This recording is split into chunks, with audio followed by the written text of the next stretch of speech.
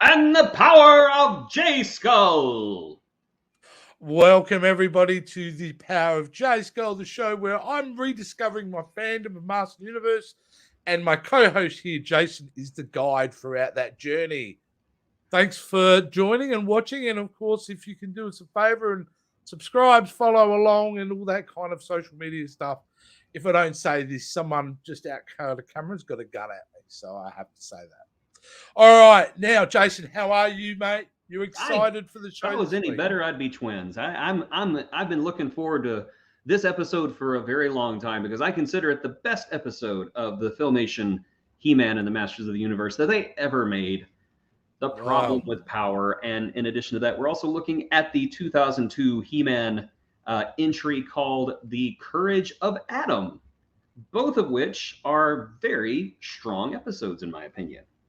They were, obviously you every week, Jason, you give us those list of what we're going to be watching, and my job is to go and find those episodes and watch them. These were both equally, because we've had weeks where some have been, one of those episodes been quite good and the other one not so good. But I got to say, I really enjoyed both of these episodes. Yes, very, very good episodes. Yeah, and interestingly enough, both episodes were at real different times throughout the series. Like the Filmation one is really, we're second season, 110 episodes in for that. And then we've got the obviously the 2002 one, which is only the fourth episode in. So they're both at very different times. So early episode, late episode, but both very good.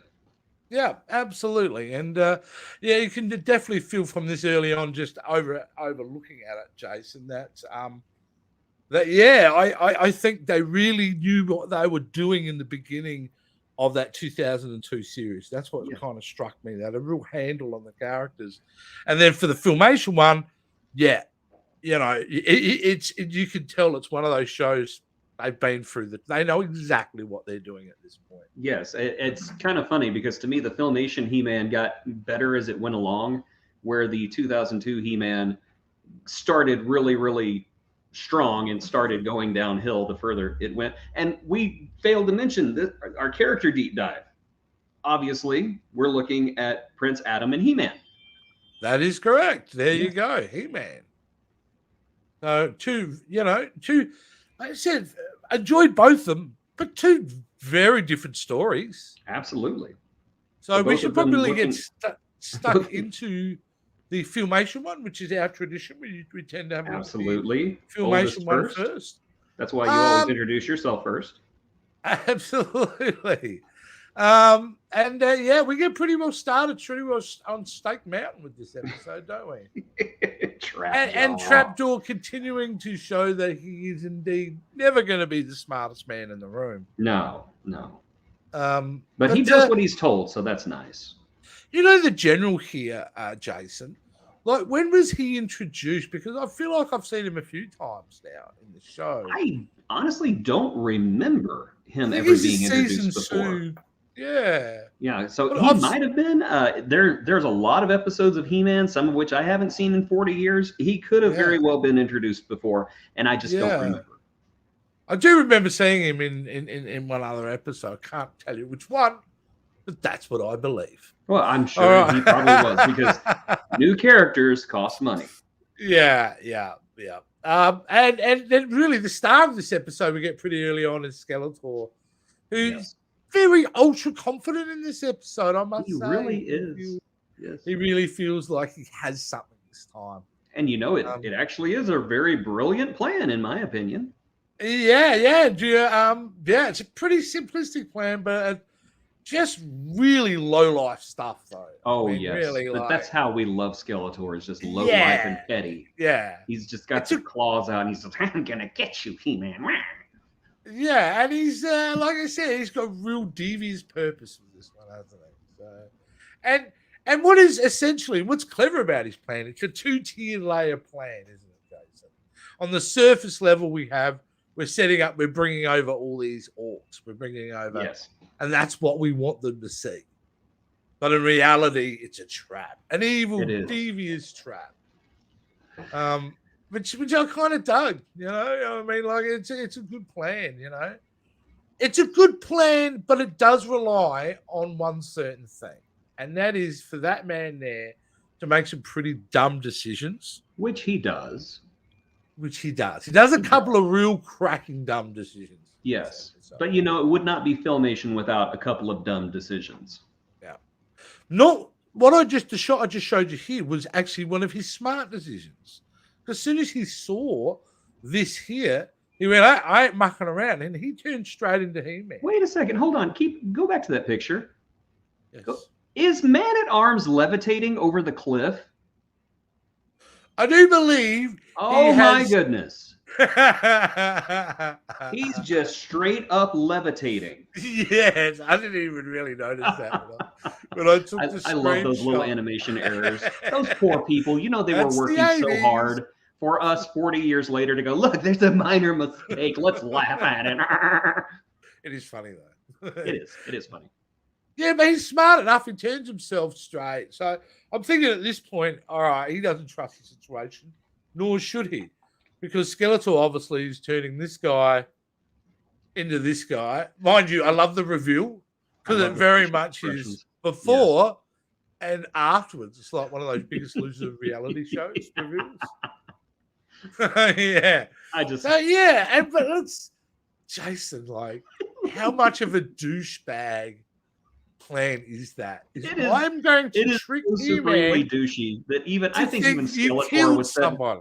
Okay, I'm sure that Skeletor was probably sleeping that night, woke up in the middle of the night going, did I take it too far? Well, the writers punched me. I'm fine. Well, I do know the writers initially took too far, according to the He-Man wiki page that you have a look at. Initially they wanted He-Man to come out and literally kill someone in this episode. I honestly kind of think it would have been a stronger episode if he had done that. But it's a kid's show. It's a kid's show. It's a kid's show. Yes. Yeah, it is a kid's show, you know. So but yeah, no, they had to pull that one back, which is probably a smart choice. I will but tell you, it still works. As a kid watching He-Man, you know, little 10-year-old me sitting there watching He-Man. I don't even know if I was that old. No, I was like 6 or 7 watching He-Man. Back then, when you had TV shows and someone died, you never said that they died. You never said that they got killed. It was always, we took care of him, or my dad's been gone for 5 years. And of course, my dumb little 7-year-old brain was like, where did he go? When is he coming back? I didn't get the euphemisms. This episode straight up says, He-Man, you killed someone. This guy's dead. And I remember as a kid watching that thinking, oh my God. Yeah, it's a very effective moment in the episode. I could be wrong, but I kind of think this was the first time in the Reagan years that I had ever heard the words killed or death on a kid's TV show. Yeah. And it was huge. It was a big taboo. You did not say the K or D word back then. No, that is an excellent point. And what led to and what you're getting at is basically the moment where he's got a shield around him and they're going to kill him off. Basically, yes, they're going to trick He-Man in punching that gate that we saw earlier. This thing, which this is where the problem is. It's a really dumb move by He-Man here. It really is. Terrifically dumb move. At one point, he can't get around. They're chasing each other in circles around one of those pillars. And so he's sort of, I'll just punch through my way through it, which is so dumb. And he realizes once he does that, because then there's a shot of him trying to hold the thing up. Well, even Man-at-Arms just kind of yells, no! Yeah, no, that was super horrific. Is Man-at-Arms' no. Because it was a real honest, like, someone's fucking dead kind of. Yeah, I shouldn't swear like that, but that's how it felt. That was the emotion behind that. No, I don't know if that going off that, you know, He-Man was literally in mid-quip making a joke when Orko yells, "There's somebody under there. Yeah. And it was like, he's joke's over. doing his- Oh no, I done messed up. I love that, actually. That's a nice little bit of writing there for him. Yes, it was. Continue to be his quippy, I've just solved the problem, dad joke line. And yeah, for that to be kind of cut down. There's also a shot in that scene where it's the look of horror on He-Man's face. And they used the shot twice, obviously, because it's filmation. Well, yeah, So I'll show the look. It's that kind of look that He-Man has, and they do use it earlier on. That got to me as well. I thought that was super powerful in that moment. Well, as wholesome and as wonderful as He-Man is, very rarely did he ever show fear. Yeah. And it was very jarring to see the most powerful man in the universe. Yeah, the most powerful man in the universe is afraid, and he's messed up, and it's I don't know. To me, I think that's what the big strength of this episode is, that it does show He-Man at his most vulnerable. That he may be the strongest man in the world, but he is still bound by guilt and regret and mistakes. Yeah, and obviously we missed out the fact he's got a shield around him. That's why that general could appear dead, and he doesn't have a heart. Sorry, yes, no heart. Yeah, those creatures have no heart. But yeah, I mean, he's distraught. That is it. I mean, the thing that I went, wow, He-Man, the most powerful man in the universe, is actually extremely emotionally fragile. Yes, you would think it would come with the territory, the occasional death, being that you can punch things into space. Like, you think you would be a bit more emotionally stable, but I get what they're going for. Yeah, well, he's also Prince Adam, and Prince Adam is emotionally immature. He's basically an overgrown kid. Well, maybe that's what you're getting at here. Are you saying at this point in this show that there was a recognition that they're really not that much different? Because I feel like early in the show, they really try to keep these two identities separate, don't they? I think at this point, I think that they were kind of combining them into one person. I agree. At the beginning, I think they were two different people. Here, yeah, they're the same guy. Adam is He-Man, He-Man is Adam. Don't ask me about the Battle Cat situation, because Cringer is not Battle Cat and Battle Cat is not Cringer. No. Who are these people? Where do they go?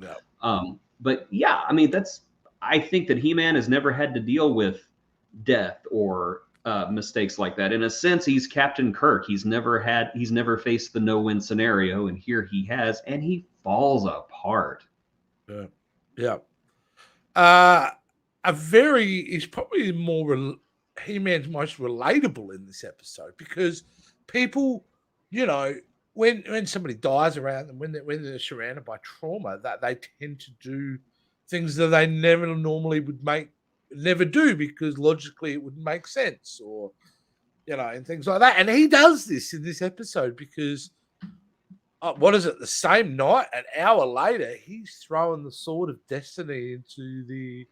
What do they call? They call it the something abyss. It's the power sword. Oh, and the power sword into the abyss, the never-ending abyss, or the bottom. Yeah, like that. It was a word about never. The abyss of all the. You ain't gonna find it. No, you throw it in. We're never gonna find the sword again. Oh, there it is.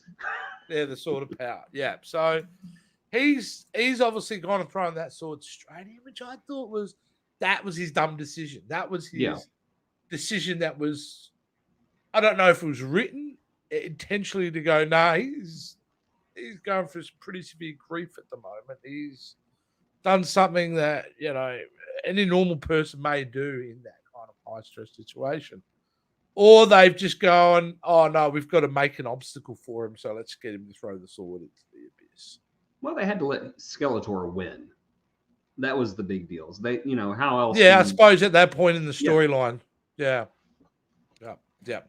Which he does. And we don't get really to see a lot of him gloating, though. I would have thought No, which was surprising. I really at this point. Even though I love Skelly and everything, I do kind of wish that they had not shown all their cards at the beginning of this episode.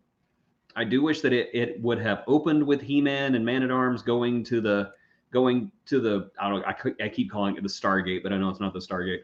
Going to the Stargate, busting it up, accidentally killing the guy, and then reveal was Skeletor trying to trick He-Man. Okay. So I just think it would have been stronger if we had not had that telegraphed to us so much. Yeah.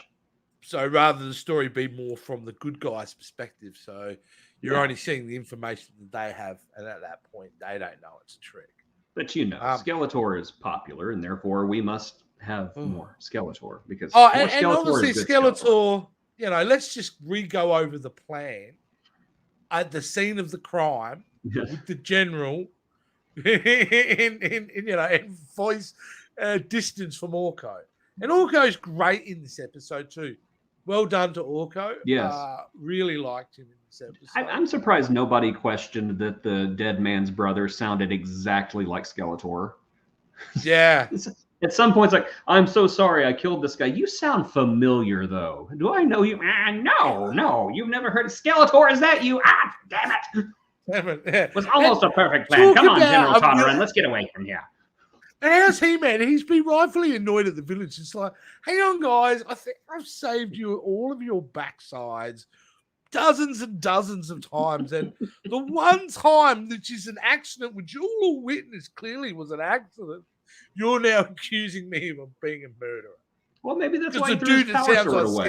Says so. Maybe he threw his power sword away, not because he was sorry, but because he was petty. It's like, well, let's see how that goes without He-Man for a while. That's right. That's it. Kick around Fisto for a while. See what Fisto comes running next time you're in trouble. It's do I actually have the shot? Because that animation, I think there's the shot here. This is a really new animation. Work. Oh my gosh. It was beautiful, wasn't it? That scene where he gives back the sword. Yes. Yeah, I really dug that, actually. I love it when Filmation tries, because they knew this was a quality episode. And so they had shots where they were just going to try a little harder. And I'm not saying that like, oh, it's nice to see them try once. It's basically, hey, we're going to stay until like midnight tonight doing these cells because we don't have the manpower. But we're going to do this anyway because this has got to be a really good scene.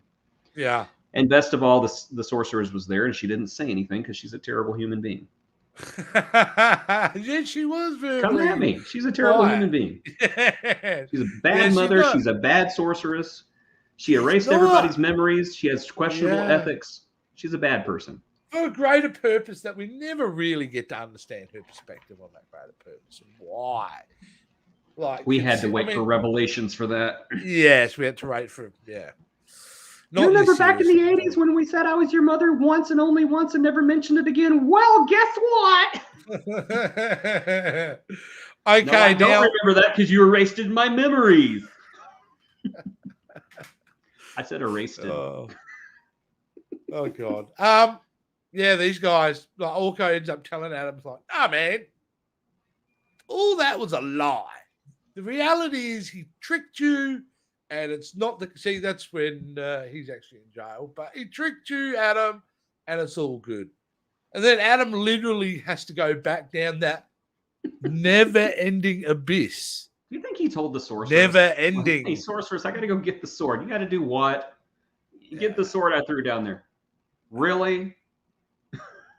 There was a line where he said to Orko, like, Adam goes to Orko, well, there's a problem, I've thrown it down the... He said it in such a way where he had to admit to Orko that he'd just done one of the dumbest things you could have possibly done, which I thought was kind of funny. I have a Futurama-like scene in my head where Adam shows up to the castle about the time that the sorceress has got the sword and handing it to somebody else going, with this sword, it will grant you fabulous powers to... Oh, God, Adam, you're here! Go away, Bruno. We don't need you right now. Call you back in a couple of weeks. He has to go back down that abyss.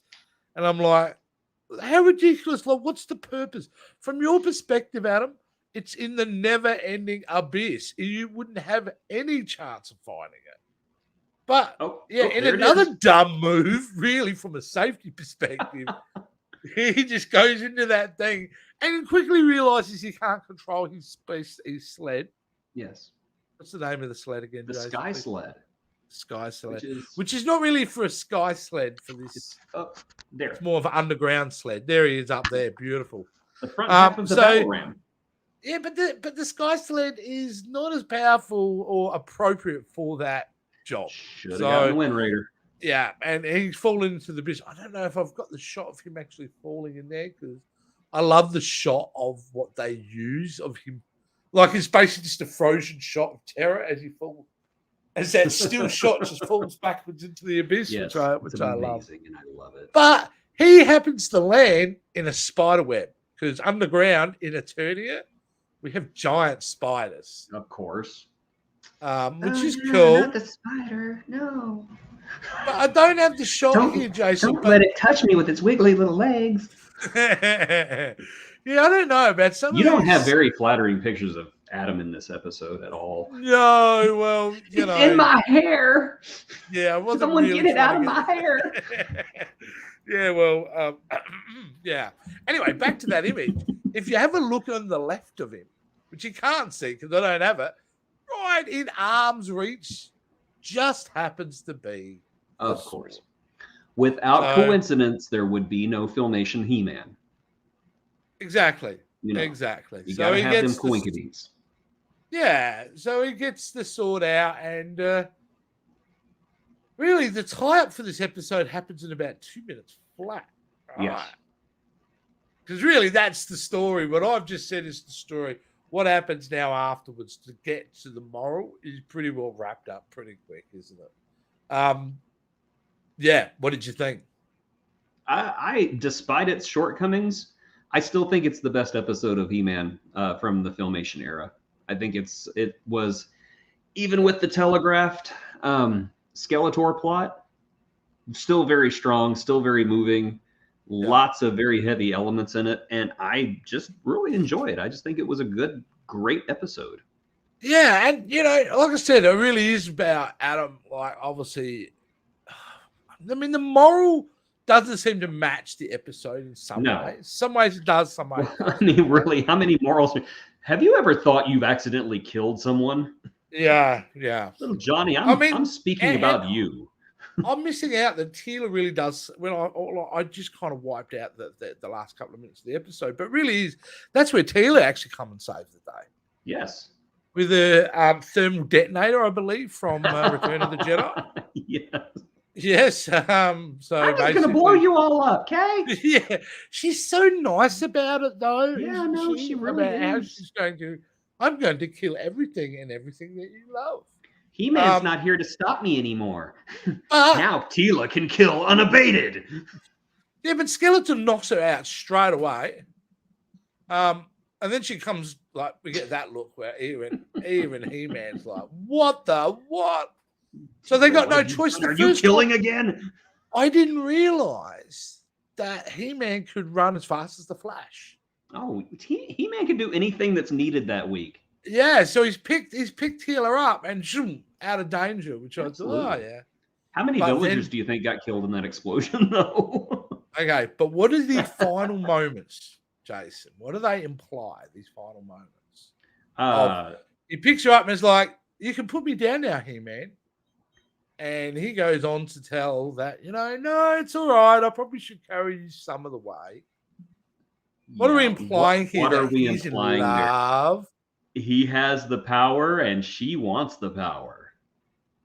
But it's He-Man. It's just He-Man continuing to be vulnerable in some ways. And when he was vulnerable with grief, he's also obviously quite in an emotional period in his life because he's kind of heavily implying that he's got a mad crush on Teela. I think that's why a lot of fans consider this the unofficial final episode of the show.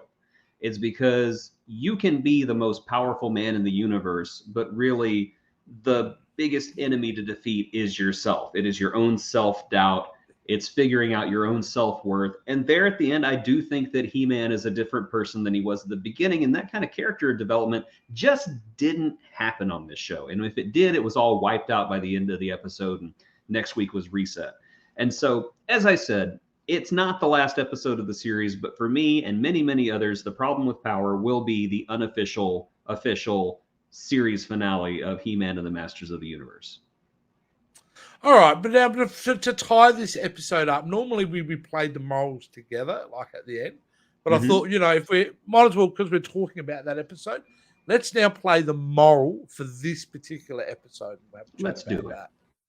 I want to talk to you today about safety. Accidents don't just happen to other people, they can happen to you. But you can do some things to help prevent accidents from happening. Using a safety belt when riding in a car can save your life or prevent you from being seriously hurt. Now, I know you've been told never to play with matches, because if you do, you're playing with fire. And fire can burn your toys, your home, your family, you. So use your common sense and think about what you're doing. It's better to be safe than sorry. Boy, he was really rambling there, wasn't he? He really was. It was definitely really focused about WHS in the workplace. Yes. And I get it, but I'm like, really? That's the moral we're delivering based on an episode where a man was sold a bill of like one of the most horrible things you could do to someone, accidentally kill someone, and then discovers that he's been lied to, and that's the moral that we've gone for. It's like, hey, be careful when you're out there being deceived and tricked into thinking you've killed someone. Well, I kind of thought he had it there at the beginning whenever he was talking about accidents, then it could be like, you can cause an accident even if you don't mean to. Okay, great. Yeah, that's great. And what about fire? What about fire? Yes, fire's bad. You should wear seatbelts. What? Seatbelts? Yes. And don't forget to cook chicken all the way through, because salmonella is dangerous. What? Check your Halloween candy, kids. It does actually really now. I want to see King Randor come in and take Man-at-Arms by both arms. Okay, let's go, Duncan. Come on. No, I have to tell them about this. No. Now you're saying like that. It comes across like Bucky balls in your mouth. You can swallow them. It basically making it sound like the end part was Man-at-Arms' attempt to like, we are not going to address what just happened in that episode. I'm going to mention everything else to distract you from what just happened in that episode. Yes, and it was. And it was not only that, it was like overstuffed as well, because you can tell the voice actor was talking really fast to get all that stuff in there. It was let's dazzle them with BS so we don't have to talk about death anymore. All right, let's move on to the next episode, I reckon. Let's do it. All right, the next episode. Yeah, there you go. We've used it as a mid-show bumper now as well. Yay. Just like Filmation, we're using the same animation cells as much as we can. Yes. Well, all right. Now, this one here is The Courage of Adam. Yes. And this was only the 4th episode of the series. Right after the 3-part premiere, yes. Which, in its way, is like one episode, isn't it? It's just movie length. Sure. Treat it for sure. So, but I like it straight away because we can get into it straight away with Skeletor kind of figuring out, like, obviously, it's ticking over his head. Who the hell is this dude with the big muscles, the great sword? Is definitely one thing that the 2002 He-Man had over the original, was that Skeletor was not an idiot. Skeletor was very thoughtful and methodical, and just seeing him clicking his nails on that throne, just like, who is this man who showed up out of nowhere? Yeah.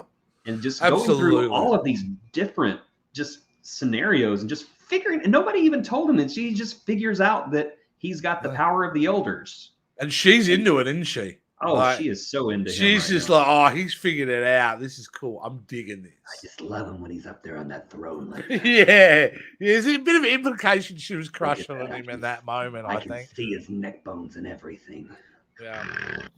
Great intro, I thought, for the good guys in this episode. The training sequence. Yes. Which I kind of dug. And we didn't know it in the beginning as it starts the scene, but I was really enjoying it.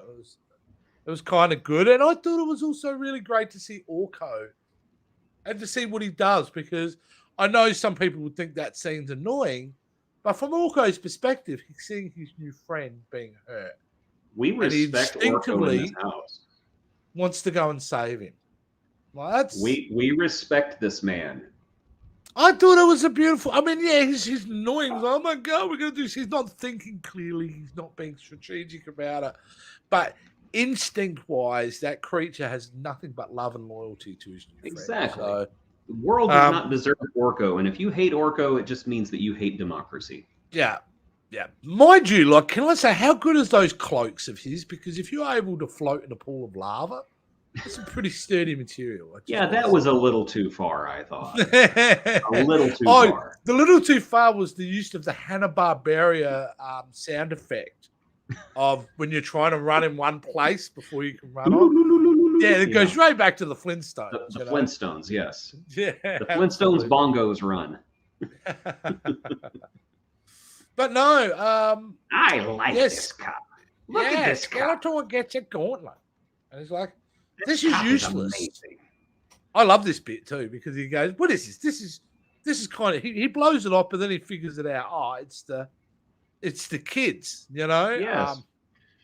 And I honestly thought at first he was going to point, figure it out. Oh, that is not a very flattering picture of Evelyn, is it? Looks like somebody smacked her in her face. No, not Evelyn. Sorry. I keep saying, I don't know why. I'm going to forever call her Teela. I want her to be Teela. And then just change it in the Law Master universe to make my life easier. Evelyn, she's like even mocking Skeletor or mocking Beastman about, oh, you couldn't figure out that belonged to a 16-year-old kid. Which I dug because it's the implication of you're such an idiot. And it's like, Evelyn, you ain't exactly the brightest spark here either, because you're really talking about it. Which is very strange considering in Revelations, you could tell Beastman loved Evelyn. Yeah. You could tell that there was love there. Yeah. And she just treats him like garbage.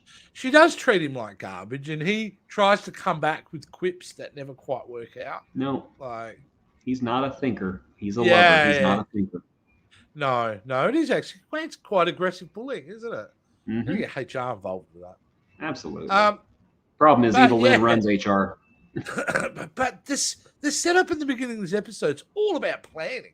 Mm-hmm. It's all about, I've got this plan, including behold, which I love this bit. Behold, the greatest weapon ever. Which is followed up with a hilarious line is, but you build it. Which I love. And he's like, behold, the greatest, you build it for me. Like, get it done by tomorrow. Yeah. It's a real Steve Jobs approach to getting Absolutely. stuff done. Absolutely. So, yeah. No, so far I'm digging the episode. I think Skeletor is really good in this episode, especially. I think he's got a lot to do, like more so. Well, I felt he had more to do. Or maybe it was just written in such a way that his presence felt stronger in this episode. He's just But I was really digging it. Yeah, he's smart. He's a mastermind. You honestly feel like he's in control for a very large portion of this episode. Yeah. But the meat and bones, what the real heart about, it's an odd episode in regards to the character growth for this particular character in this episode is really around Adam, isn't it? Yes. And Adam's need and desire to be seen as a contributor. And obviously, he's really struggling with the concept of He-Man. I don't think he feels at peace with He-Man. You know, it's just other being that takes over. And he's trying to apply himself so hopefully they don't need He-Man. Yeah, and it's understandable. And I like that this series was not about wish fulfillment. It was not about I've got the power and now everything's perfect. You would have philosophical doubts about yourself if you became He-Man. Do they even need me, or are they always waiting for him? Are they always the more that I'm He-Man, the more that they're going to hate Adam and think that Adam is an idiot moron who just runs away when there's danger. And I do think that they played it off rather well. Now, there were a couple of times I thought it was a little cringy in the writing department. I think the whole, hey, Teela, watch this. Yeah. Because it was going to go badly. I like that Adam is capable in this series. And he's definitely willing to be. He's definitely not like the Filmation. He's a doer. He's a doer in this series. He is. He's very much a participant. Yeah. He wants to get things done. He wants to be a participant, and he's able to. He could take on, an evil master or two. I think, though, that he kind of begrudgingly realizes at one point, no, I can't do this. And it's not really that Adam is not worthwhile. It's that Adam has limits that He-Man doesn't. Yeah. Yeah. And you can and that's just it. I mean, whenever he realizes it, and he just kind of goes, okay, fine. Fine. And he yeah, goes as off we and, do see in this episode. But yeah, it's an interesting conundrum to have, and a good one for them to explore so early on in the series. It's kind of like Bruce Banner and the Hulk. Yeah, it is very much so, and it's probably around that period too where Hulk was 2002, 2003. Hulk's back in the zeitgeist, I imagine. The whole idea of it. Yeah. Maybe that helped. But anyway, I was super excited, Jace. Why was I super excited? Because my boy Stratos. I know who it is. Hello, it's me. It's Stratos. Yeah. And he's I'm going to fly over your kingdom and take a gigantic poop. Is that okay? Yeah. But he's basically got a problem he's got to deal with. Yeah. I thought it was weird he went to the king and was like, King, can I go home? Yeah. Why are you asking the king if you can go home? Go home. It's your home. Go home. Aren't you like the king? Aren't you the king of the avians? Go home. So, but he was saying go home because I've got an issue with these other people, like some sort of trade dispute or something. And I'm thinking, who is these guys? No, it's these guys. Here, it's this guy. Oh, that's with the trade dispute. Yes. Buzz off, you gigantic douche. But when How I dare first you saw make me go home? So they did say trade dispute. So I thought straight away I did think of these guys. Yes, and you know what? This is actually a this is a story thread that they carry on through the next few episodes. Yeah. Okay. Great. Yeah. And it eventually culminates in a war between the Avians and the Adrenids. Well, mind you, can I say we see a little bit more of Stratos, but then he's Gornsky. I'm going to my around, trail. but he's essentially not part of the plot at all later on. Yeah, I lost Adam. Sorry, I'm going to go now. I'm just yes. I will come help, provided that there's nothing good on television or I forget. There you go. Yeah, but Adam, who really wants to prove himself, gets an opportunity to prove himself with Stratos to go help out in the trade dispute. So, yeah. So, nevertheless, seemed like a dumb choice, King. Not really well thought. You're sending your son out. You didn't send any guards with him. Yeah, I don't understand why they just had to send one. I mean, come on. Yeah, send sure three or about four. that. Send Tila and Man at Arms and even Orko. Just don't send the boy. But Skeletor, of course, with the best surveillance system ever known to anybody, is able to track what's going on. And yeah, there was, by the way, can I say some of the animation here in this scene itself was quite good. There's a shot here where you see the ship flying towards the screen. You see the action happening on that little cliff in the background. Especially nice, I thought. It was quite good work. And you've got to say a lot about this 2002 series.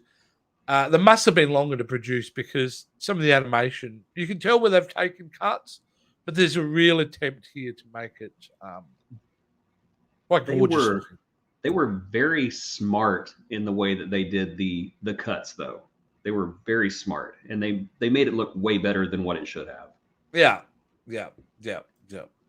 absolutely. What do I have? Something has just cut my foot off. I was going to say the only best use of Clawful ever was that particular shot there, where his claw actually made sense and stopped Stratos from going. And really, the R-rated version, Stratos had no foot no more. That would have been cool. Well, Stratos, being Sean Connery in animated form, would have taken his foot and shoved it down Stratos's down Clawful's mouth and just choke on it. Choke on it, you weak git. Yeah. Saying something about welcome to the Rock. Welcome to the Rock. Picks up a rock and just starts smashing his head in with it. Adam's up there in the Wind Raider crying, Stratos, stop, he's already dead. What about that? Sending the sword, that's the message. I would have sent an ear, but I guess the sword's fine. Yeah, fair enough. But the sword's still right. You're going to give that up. I'm surprised for. It's kind of funny though, if you really think about it. Skeletor gets and then gives away the magic of the elders in one episode without even knowing it.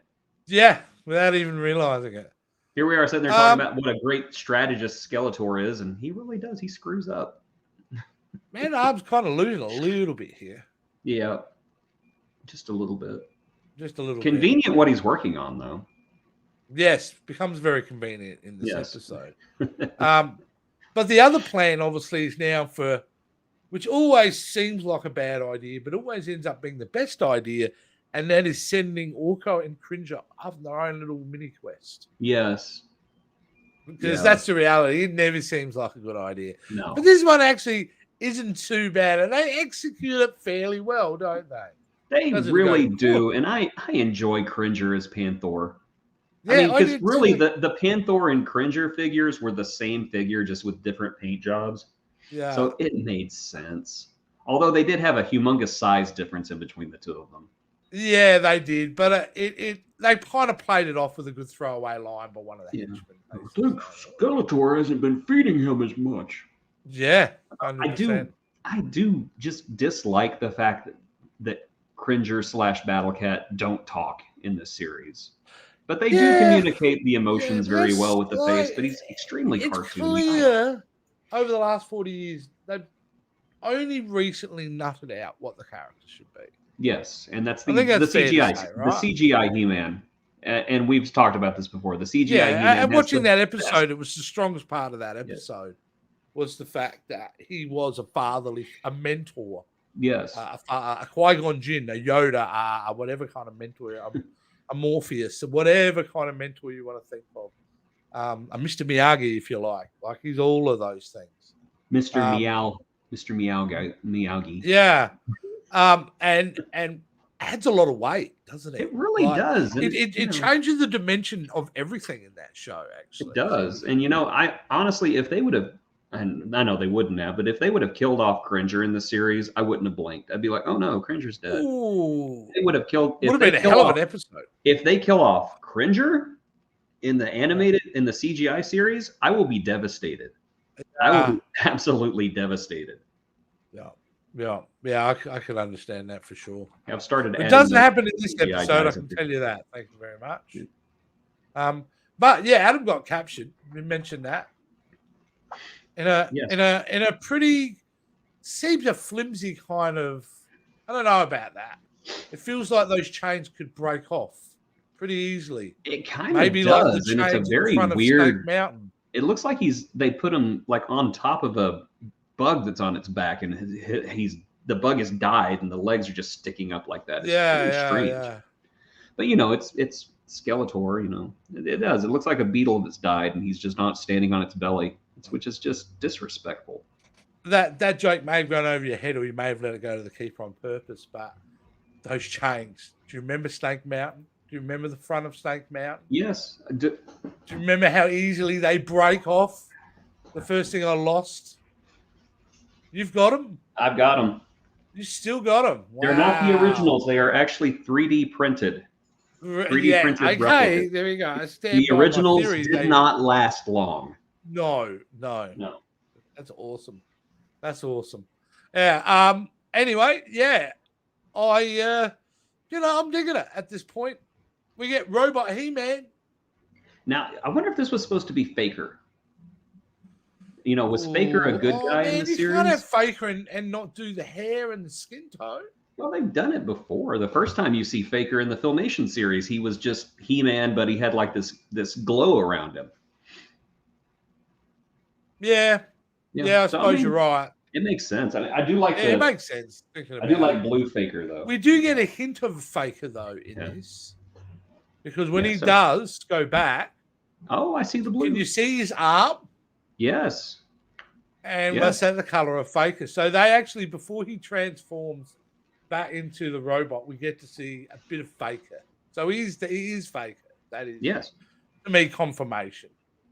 Yeah, I'm taking this as confirmation. The ultimate weapon. What did you think of the ultimate weapon? It was actually pretty awesome, I thought. It was pretty awesome. It was. He was basically a monster. Yes.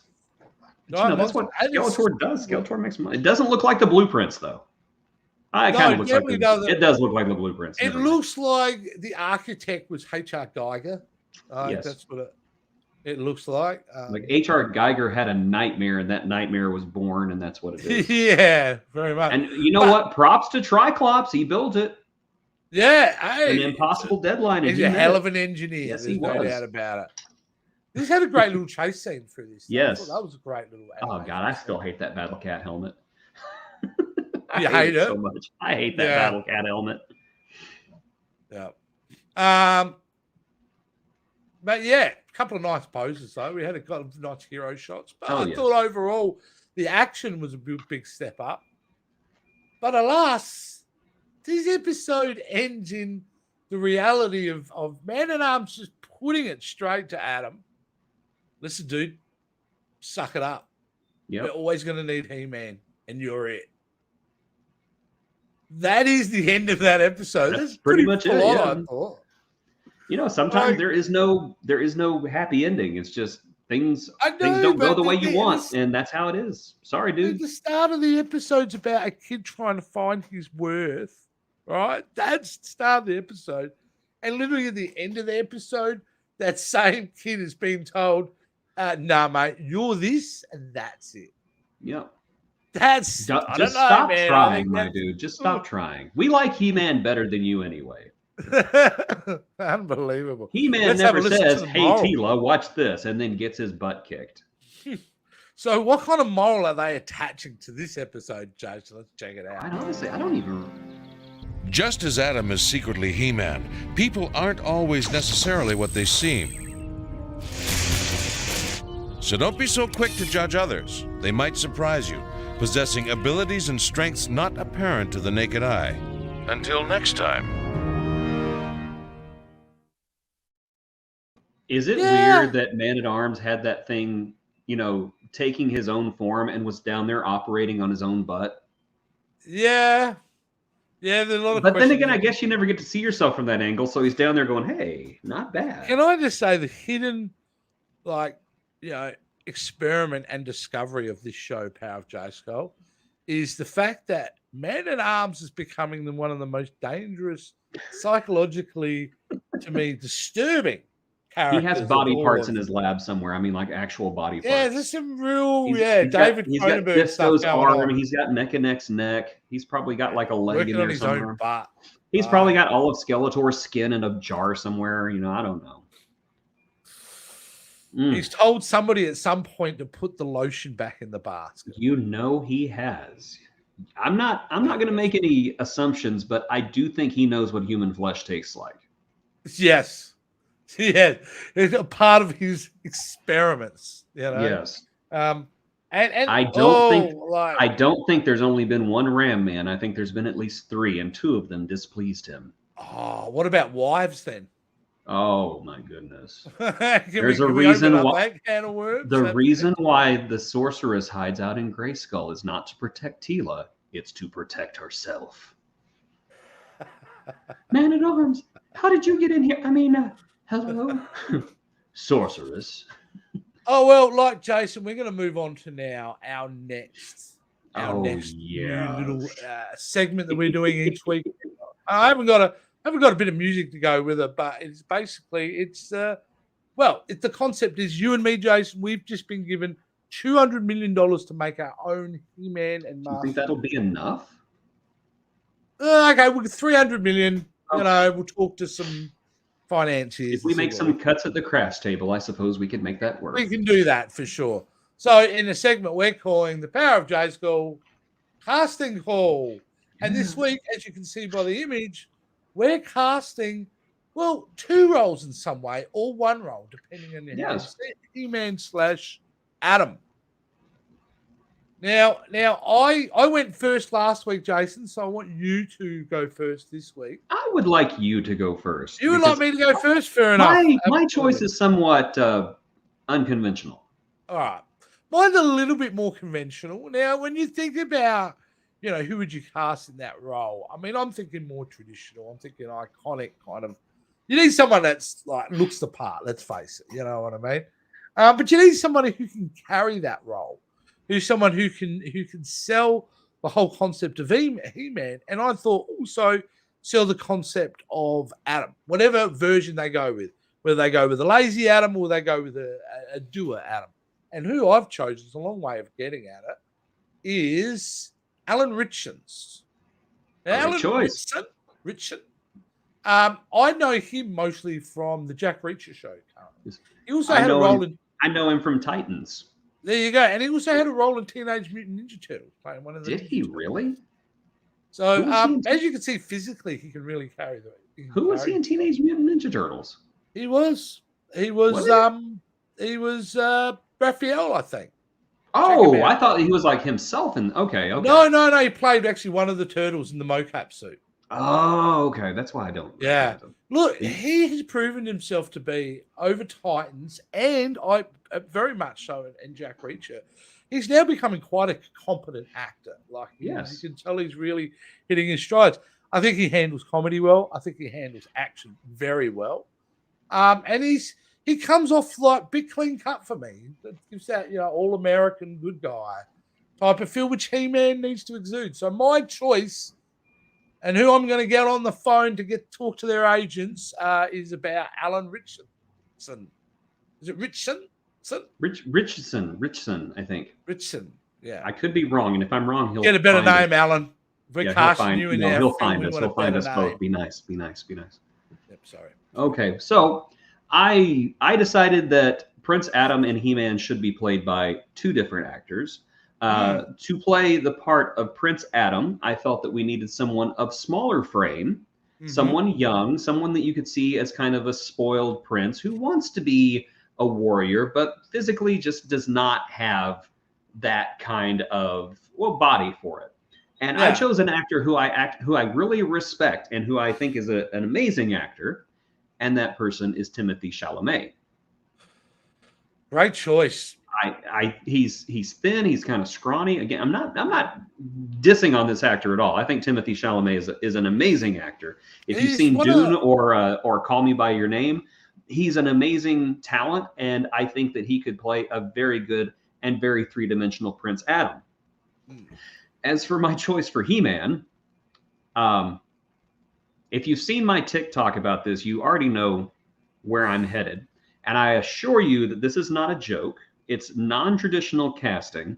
But in my opinion, He-Man should be played by somebody who is warm, who is very... what's the word I'm looking for? Very wholesome, and someone who exudes joy.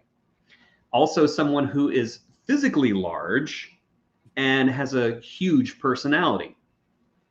And so, my choice to play He-Man is Terry Crews.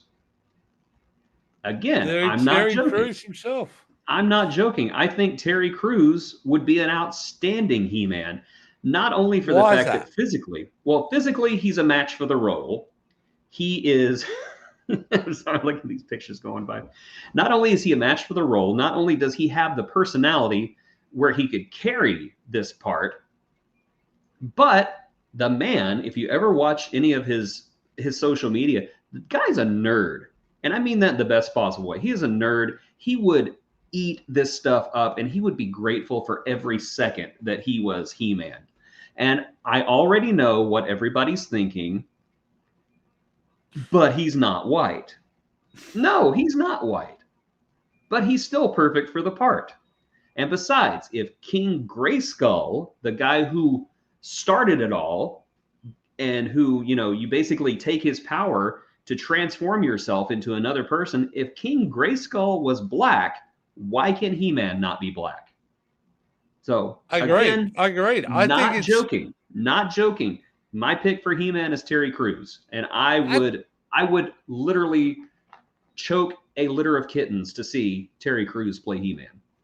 I think the simplest way to approach things like that is cast the right actor for the role. That's all that matters.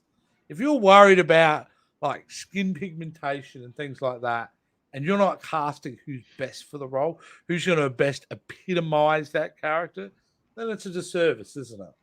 It really is. He would be an absolute strong front runner. There's no doubt about it. And he does exude that lovable, like he's somebody who delivers cheese and makes it good, if you know what I mean.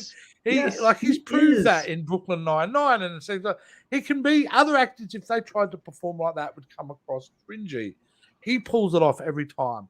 And there's a sense of joy around Terry Crews. He's just a joyful, wholesome actor. And I think that Yeah. He-Man is a joyful, wholesome role. And I think Terry Crews would be amazing as He-Man. Yeah.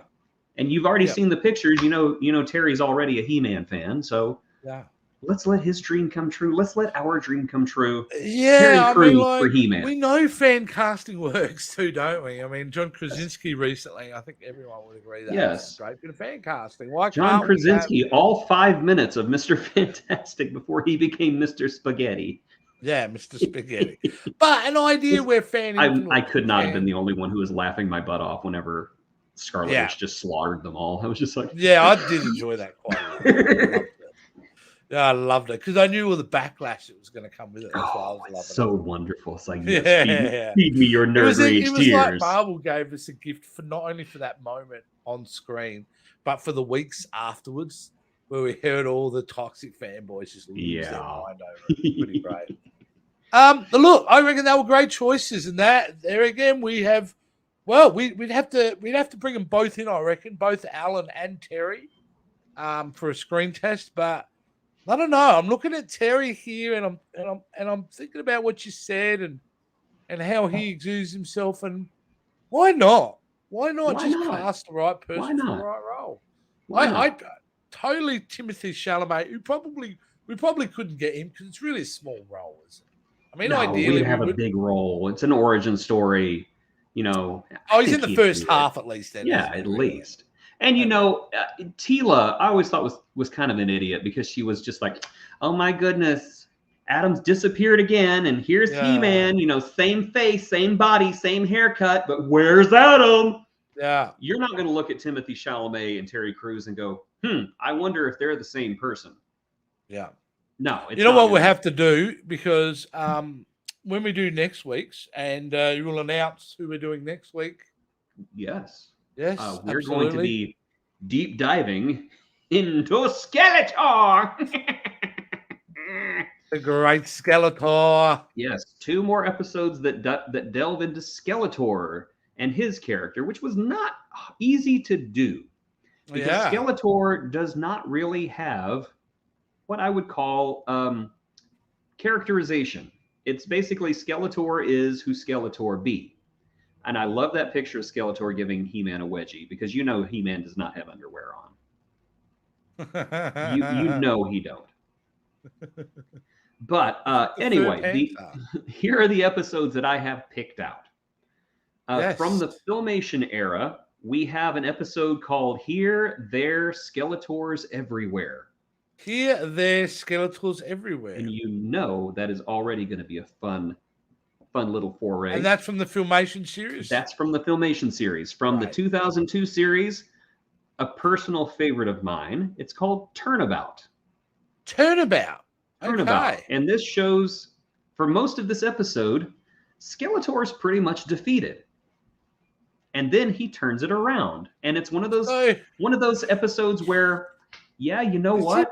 You kind of feel good for Skeletor in this episode, because he was kind of done dirty in the beginning, and then he turns it around and makes it to his advantage. And it's like, yeah, Skelly, go for Good it. on you. Good Yes. on you. Oh, look forward to that. Yes.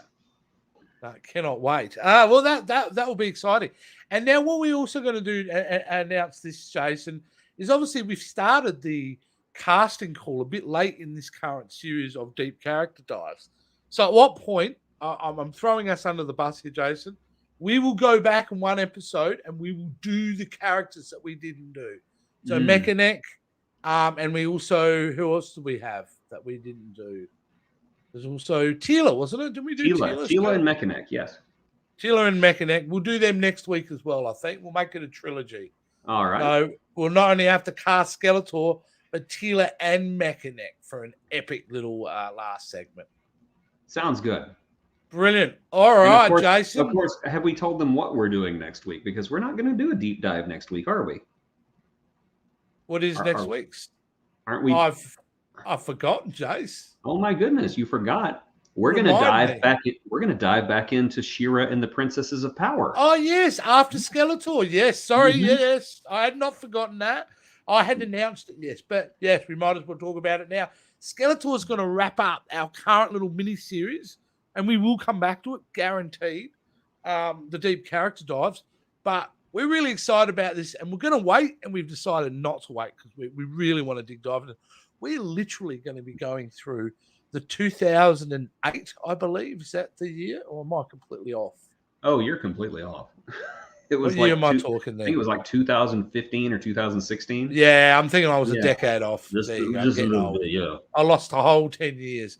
Yeah, so 2016, it might be 2017. She-Ra and the Princes of Power. We're going to go through the entire series, aren't we, Jace? Yes, I believe we're going to do season 1 for the next show. I think that's what we agreed on, right? I think we're doing it in blocks, aren't we? Like, Yes. we're doing it in blocks. So I think the first season's 13 episode, we'll actually break that into 2. Okay, because we've done 3 episodes so far? Oh, we So- have. Look at Yeah, this. We're so working I out guess- the show live as we're doing it. No, you're right. We will do for that. We will we'll repost that first 3 clips. I'll repost that up on our timeline, and then you will do the rest of the season. I think. Okay. For that first one, and then I believe there are a couple of seasons there, Jace. We only go for 7 episodes, Yes. but then we get a couple of seasons that go 13, and we'll break them up. And if it goes into the Christmas season, of course, we got to stop because we got to do the She-Ra and He-Man Christmas special. That is exists mandated for by some law, reason. I believe, that the Power of Jayskull must have a Christmas episode. That is Yes, actually by indeed. law. Indeed. So I never seen it, It's and it's It's coming up on something. mine, and it's coming up on my feed recently. yes, and it's something. tempting, but I ain't gonna watch it until Christmas is here. I haven't seen it in a long time, but I just remember the immortal line of "I don't want to feel nice. I want to feel evil." And that sold me. So that'll be great. So we got so much stuff coming up on the Power of Jayskull. We're going to be around for a while. This is a universe, like I've said multiple times already on the show, but I'm falling back in love with it. It's so much joy. I mean, put it this way: I'm spending my time reposing these guys as much as possible. Panther is on this way. And I get a feeling Castle Grayskull might be under my Christmas tree again this year, Very nice. 40 years later from the day. Very nice. Very nice. Yeah, very cool. I've All started to collect the CGI characters. So Yeah, can we talk about your collection too, which has expanded quite a bit? Now, you go across not only Origins, but you delve into 2022 characters, yes, as well as some of the newer series, Revelations. yes, I've got the And the He-Man Masterverse and the characters. Masterverse. I only have one of the 2002 figures, and of course it's Orko because Orko's great, Yeah. and we respect Orko in this house. But this is a collection I've been working on for quite some time. Yeah. I've got some. I'm in the way. There we go. I got a lot of. Now, have you done a tour of that recently on TikTok, Jace? I don't believe I have, but I probably will tonight. So Yeah, Come- there you go. come Once you've subscribe to done me. that, we'll once you've made your TikTok, if it's all right with you, we'll play that out next week. Oh, sure Play the thing. show out. We're showing a TikTok or whenever you've got it up of your collection, because there are some beautiful pieces there without question. And that'll be great to check out. All right, guys, that's it for this week. Like I said at the beginning of the show, if you like what we're doing, comment, join along, follow us all where you can find us. We're pretty easy to find on TikTok. I'm VHS_Jace. That man over there is Jason Roy Gaston, who has an incredible TikTok. There's way more entertaining than mine, but check us both out. And then, support us by liking us on this show and giving us some feedback. Are you like what we talk about? Are we a couple of deluded old men, or are we making sense? We want to know. So, I guys, don't know what one thanks has for to do with the other, but okay. thanks for watching, guys, and we'll see you next week on the Power of Jayskull. Hey, yeah, yeah, yeah, yeah. Hey, yeah, yeah. I say, hey, what's going on? And the power of Jayskull. That's what I was looking for.